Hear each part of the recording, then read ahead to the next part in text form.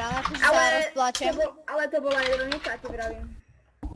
Áno, tak bola, no. Ale ty by si neurazil nikoho, ty by si neurazil ani neviem koho, ty vole.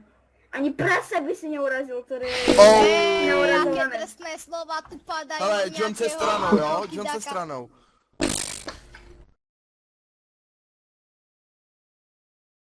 Hej, bachni ma!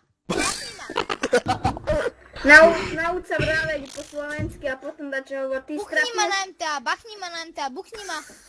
Kubu teraz. Ty strapneš celé Slovensku, ti vravím. Dobre, hej, buchni ma. Ty pičo.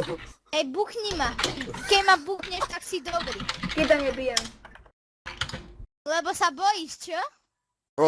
Teba. No tak ma buchni. Nechcem zase dostať jail kvôli tebe, ty dávam. Neboj sa, nedostaneš, Vinky, nedávam mu jail. Nedostaneš. Ja to chcem, buchni ma, ja to chcem, nedostaneš jail. Buchni ma. Já na serveru ani nejsem, vy dementi. Hej, buchni ma. Buchni ma. Prečítaj si F1. Bitka na priamom prenose normálne. Bitka na F1. No buchni ma. Ti vravím, že keď nebijem. Ty krávo.